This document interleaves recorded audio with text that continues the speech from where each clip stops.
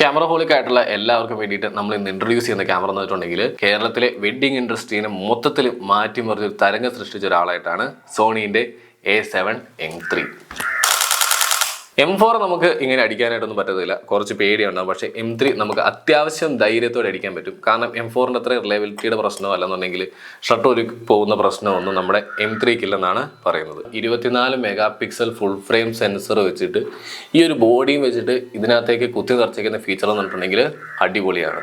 Image stabilisation, അതുപോലെ തന്നെ dual slot, പിന്നെ S-Log2, S-Log3 ഷൂട്ടിങ്, പിന്നെ HLG ഷൂട്ടിങ്, അങ്ങനെ പിന്നെ 4K ഷൂട്ടിങ്, IBIS, അങ്ങനെ ഒരുപാട് സാധനം ഇതിനകത്തുണ്ട്. സോണി ഫോട്ടോഗ്രാഫേഴ്സിന് വേണ്ടി ചെയ്ത ഏറ്റവും വലിയൊരു നല്ല കാര്യം എന്ന് പറഞ്ഞിട്ടുണ്ടെങ്കിൽ അവരുടെ മിറർലെസ് ക്യാമറകൾ ഇറക്കി കഴിഞ്ഞ് കഴിഞ്ഞാൽ തേർഡ് പാർട്ടി ലെൻസുകൾ അലോ ചെയ്തു എന്നുള്ളതാണ്. അതായത് സിഗ്മയ്ക്കോ ടാമറോണോ ആർക്ക് വേണമെന്നുണ്ടെങ്കിലും ഈ മൗണ്ടിന് വേണ്ടിയിട്ട് ലെൻസുകൾ ഉണ്ടാകാം. പക്ഷേ കാനോണിൻ്റെ പ്രശ്നം എന്താണെന്ന് വെച്ചിട്ടുണ്ടെങ്കിൽ അവർ RF സീരീസിന് വേണ്ടിയിട്ട് അവരവരുടെ സ്വന്തം ലെൻസുകൾ മാത്രമേ സമ്മതിക്കുന്നുള്ളൂ. ഒരു തേർഡ് പാർട്ടി ലെൻസുകൾക്ക് അവർ കൊടുക്കുന്നില്ല. അതുകൊണ്ട് തന്നെ ബഡ്ജറ്റ് ഫ്രണ്ട്ലി ആയിട്ട് നോക്കുന്നവർക്ക് ഏതെങ്കിലും തേർഡ് പാർട്ടി വില കുറഞ്ഞ ലെൻസുകളൊക്കെ വെച്ച് വർക്ക് എടുക്കാന്നുണ്ടെങ്കിൽ കുറച്ച് പാടാണ്. അവരുടെ ചീപ്പ് ലെൻസുകളുണ്ട്, പക്ഷേ L സീരീസ് ആയിട്ടുള്ള ഹൈ എൻഡ് ലെൻസുകളിലേക്ക് വരുമ്പോഴത്തേനും അതിൻ്റെ വില എന്ന് പറഞ്ഞിട്ടുണ്ടെങ്കിൽ എല്ലാം 1.5 ലക്ഷത്തിന് മുകളിലാണ്. ആകെപ്പാടെ ഒരു 24-105 മാത്രമുണ്ട്, ഏതാണ്ട് 1 ലക്ഷത്തിൽ താഴെ. പക്ഷേ ആ സാധനം ഇപ്പോൾ കിട്ടാനുമില്ല. 100-200 അല്ല, 693 ഓട്ടോ ഫോക്കസ് പോയിന്റുകളാണ് ഈ ഒരാളുടെ ഉള്ളിലുള്ളത്. മാത്രമല്ല ഐ ഓട്ടോ ഫോക്കസ് നോക്കുകയാണെന്നുണ്ടെങ്കിൽ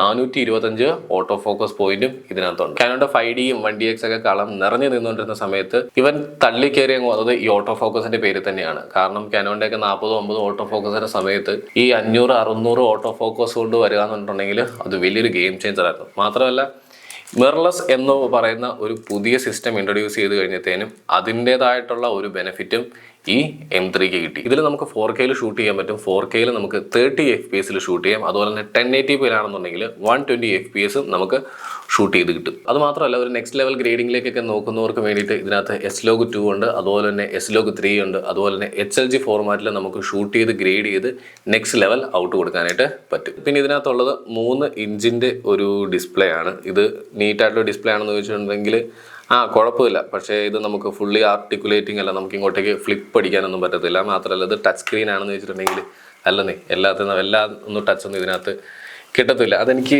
ഇഷ്ടമില്ലാത്തൊരു കേസാണ്. എനിക്ക് ടച്ച് സ്ക്രീൻ വേണം, ഇല്ലെങ്കിൽ ഒരു സെറ്റപ്പ് ഇല്ല. മാത്രമല്ല ഇതിൻ്റെ വ്യൂ ഫൈൻഡർ ആണെന്നുണ്ടെങ്കിൽ അടിപൊളിയാണ്. പിന്നെ 5 സ്റ്റോപ്പിൻ്റെ 5 ആക്സിസ് ഇമേജ് സ്റ്റെബിലൈസേഷൻ ഉണ്ട്. ഈ 5 സ്റ്റോപ്പ്, 7 സ്റ്റോപ്പ്, 8 സ്റ്റോപ്പ്, 7.5 സ്റ്റോപ്പ് എന്നൊക്കെ പറഞ്ഞുകൊണ്ട് പല സ്റ്റോപ്പുകളുണ്ട്. അപ്പോൾ അതിൻ്റെ സംഭവങ്ങൾ എന്താണെന്ന് വെച്ചിട്ടുണ്ടെങ്കിൽ അതിനെപ്പറ്റി എക്സ്പ്ലെയിൻ ചെയ്യുന്ന ഒരു യൂട്യൂബ് വീഡിയോ നമുക്ക് സെപ്പറേറ്റ് ആയിട്ട് ചെയ്യുന്നുണ്ട്. പിന്നെ ബാറ്ററി ഹെൽത്ത് ആണെന്നുണ്ടെങ്കിലും അത്യാവശ്യം നല്ല രീതിക്കുണ്ട്. അത്യാവശ്യം നല്ല ബാക്കപ്പ് ഉള്ളൊരു ബാറ്ററി തന്നെയാണ് ഇതിനകത്തുള്ളത്. പക്ഷെ ഒരു പ്രൊഫഷണൽ വർക്കിന് പോകുന്ന ആൾക്കാർ ഉറപ്പായിട്ടും മിനിമം 2 ബാറ്ററിയെങ്കിലും കയ്യിൽ വെക്കുക. മാത്രമല്ല ഇതിനകത്ത് 2 കാർഡുകളുണ്ട്. അപ്പോൾ 2 കാർഡുകൾ ഉള്ളതുകൊണ്ട് തന്നെ നമുക്ക് ഷൂട്ടിങ്ങിന് സമയത്ത് ടെൻഷൻ ഇല്ലാതെ നമുക്ക് ഷൂട്ട് ചെയ്യാം. പിന്നെ ഷൂട്ട് ചെയ്യുന്ന സമയത്ത് മാക്സിമം 2 കാർഡിൽ സൈമൾട്ടേനിയസ്ലി റെക്കോർഡ് ചെയ്യുവാണെന്നുണ്ടെങ്കിൽ നമുക്ക് റിസ്ക് കുറയ്ക്കാനായിട്ട് പറ്റും. ഒരു കാർഡ് എടുത്ത് ഇട്ട് നമ്മൾ കോപ്പി ചെയ്യുന്ന സമയത്ത് അതിനകത്ത് എന്തെങ്കിലും ഇറർ സംഭവിച്ച കാർഡ് അടിച്ചു പോയി കഴിഞ്ഞിട്ടുണ്ടെങ്കിൽ നമുക്ക് രണ്ടാമത്തെ കാർഡിൽ നിന്ന് സാധനം കോപ്പി ചെയ്തെടുത്ത് നമുക്ക് ഔട്ട് കൊടുക്കാനായിട്ട് പറ്റും. പിന്നെ നോക്കിക്കഴിഞ്ഞിട്ടുണ്ടെങ്കിൽ വൈഫൈ, ബ്ലൂടൂത്ത്, HDMI പോർട്ട്, അങ്ങനത്തെ കണക്ടിവിറ്റി സാധനങ്ങളെല്ലാം നമ്മുടെ ഈ ക്യാമറയ്ക്കകത്ത് വരുന്നുണ്ട്. അത് വലിയൊരു ഉപകാരമാണ്. പിന്നെ പ്രൊഫഷണൽ ക്യാമറകൾ വരുമ്പോഴത്തേനും എല്ലാത്തിനകത്തും തന്നെ ഈ ഫീച്ചറുകൾ ഉണ്ടാവും. ഒരു പ്രൊഫഷണൽ ക്യാമറയിൽ വൈഫൈ ഉണ്ട്, HDMI പോർട്ട് ഉണ്ടെന്ന് പറയുന്നത് അത്ര വലിയ കഥയൊന്നുമല്ല. പിന്നെ HDMI ഉണ്ടെന്നുണ്ടെങ്കിൽ അത് വലിയ കാര്യം തന്നെയാണ്. കാരണം എല്ലാത്തിനകത്തും ഉള്ളത് മൈക്രോ HDMI പോർട്ടാണ്. ഔട്ട്സ്റ്റാൻഡിങ് ഇമേജ് ക്വാളിറ്റി, അതുപോലെ തന്നെ കിഡിലൻ ഡൈനാമിക് റേഞ്ച്. അപ്പോൾ ഈ 2 കാര്യങ്ങളാണ് നിങ്ങൾ നോക്കുന്നതെന്നുണ്ടെന്നുണ്ടെങ്കിൽ 80,000 രൂപ താഴെ ബഡ്ജറ്റിൽ നിങ്ങൾക്ക് കിട്ടുന്ന ഒരു സാധനമാണ് ഈ സോണീൻ്റെ A7M3. പോർട്രേറ്റ്സ്, ലാൻഡ്സ്കേപ്പ്, വെഡ്ഡിങ്സ്, അങ്ങനെ ഏത് പർപ്പസിനും നമുക്ക് ഈ ക്യാമറ യൂസ് ചെയ്യാനായിട്ട് പറ്റും. അതിന് പറ്റിയ ലെൻസ് മാത്രം കയ്യിലുണ്ടായിരുന്നാൽ മതി. പിന്നെ വീഡിയോ ഫീച്ചർ ആണെന്നുണ്ടെങ്കിലും അടിപൊളിയാണ്. പിന്നെ സോണീൻ്റെ M സീരീസുകൾ അല്ലെങ്കിൽ A7 സീരീസുകൾ യൂസ് ചെയ്യുന്ന സമയത്ത് ഈ കണ്ടിന്യൂസ് ഷട്ടറിൻ്റെ കാര്യത്തിലൊന്ന് ശ്രദ്ധിക്കുക. കാരണം ഷട്ടറൊക്കെ എപ്പോൾ വേണമെങ്കിലും നിപ്പിൽ പറഞ്ഞു പോകാനുള്ളൊരു ചാൻസ് ഉണ്ട്. M4ൻ്റെ ഏറ്റവും വലിയ പ്രശ്നമാണ്. പിന്നെ M5 വരുമ്പോഴത്തേനും ആ ഒരു പ്രശ്നം പരിഹരിക്കപ്പെടും എന്ന് നമുക്ക് പ്രതീക്ഷിക്കാം.